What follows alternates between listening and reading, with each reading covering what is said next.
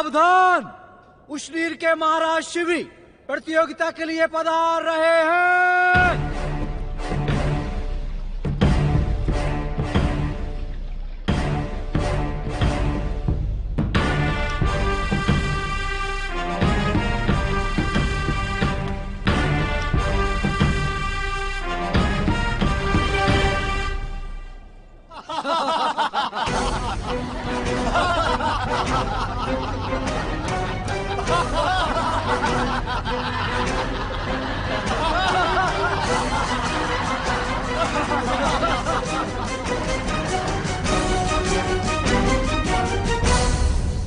ये राजा भी पराजित हो गया वासुदेव। मुझे विश्वास है कि इस प्रतियोगिता में विजय होने की शक्ति केवल अर्जुन के पास है। आर्यवर्त में इस प्रतियोगिता को जीतने की शक्ति 2 व्यक्तियों में है महाराज।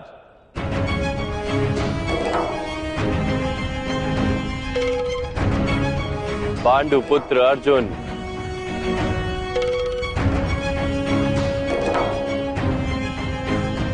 और अंगराज कर्ण। अंगराज कर्ण, अंगराज कर्ण।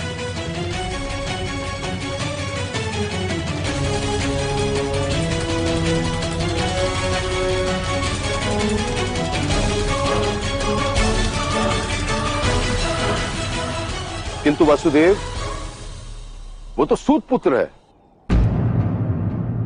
किसी की जाति या वंश से मेरा विरोध कभी नहीं होता महाराज द्रुपद।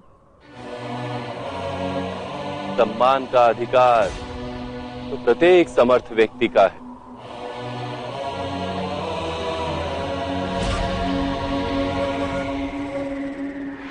वो अधर्म के साथ है, इसकी चिंता मुझे अवश्य है, किंतु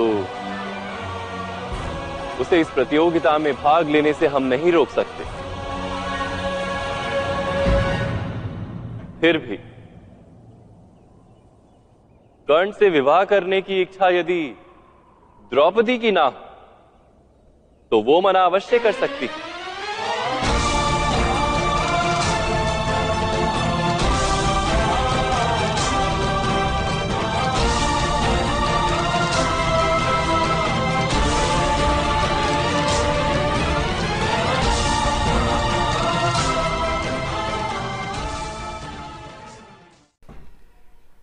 वासुदेव कृष्ण की ये बात मुझे बहुत ही अच्छी लगी कि किसी की जाति और वंश पे मेरा विरोध कभी नहीं होता।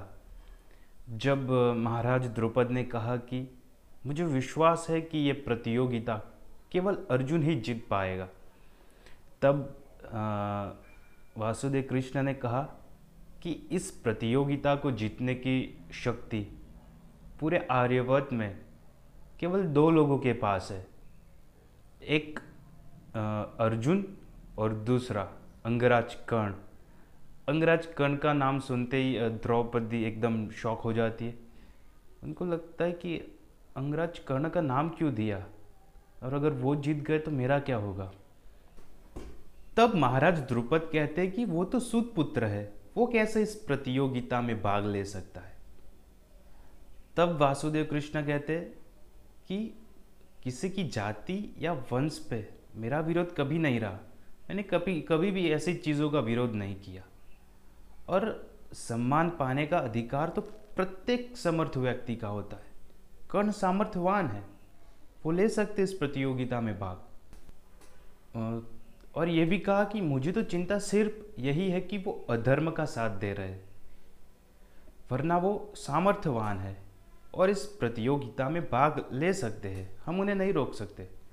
लेकिन हाँ, कर्ण से विवाह करने की इच्छा द्रौपदी की ना हो तो वो मना कर सकती है, क्योंकि स्वयंवर में जो स्त्री होती है वो अपने मन से अपने पति को चुनती है। यानी कि ऐसा नहीं होता कि जिसने प्रतियोगिता जीती उनसे ही विवाह करने के लिए वो बाध्य हो। अगर जिसने प्रतियोगिता जीती उनसे विवाह करने की इच्छा उनकी ना हो तो वो मना भी कर सकती है। तो इसलिए श्री कृष्ण ने कहा कि अगर द्रौपदी कर्ण से विवाह करना ना चाहे तो वो मना कर सकती है। तो स्वयंवर का यही एक नियम होता है कि स्त्री अपने मन से और अपनी इच्छा से अपने पति को चुनती है, इसलिए इसको स्वयंवर कहा गया है। तो यहाँ पर श्री कृष्ण भगवान बहुत बड़ी बात कहते हैं कि किसी की जाति या वंश पे मेरा विरोध कभी नहीं रहा। अगर किसी की जाति और वंश को लेकर हम ऐसा कोई विरोध करेंगे तो वो अधर्म है, और श्री कृष्ण भगवान तो हमेशा धर्म के पक्ष में ही रहे। जय श्री राम, जय श्री कृष्ण।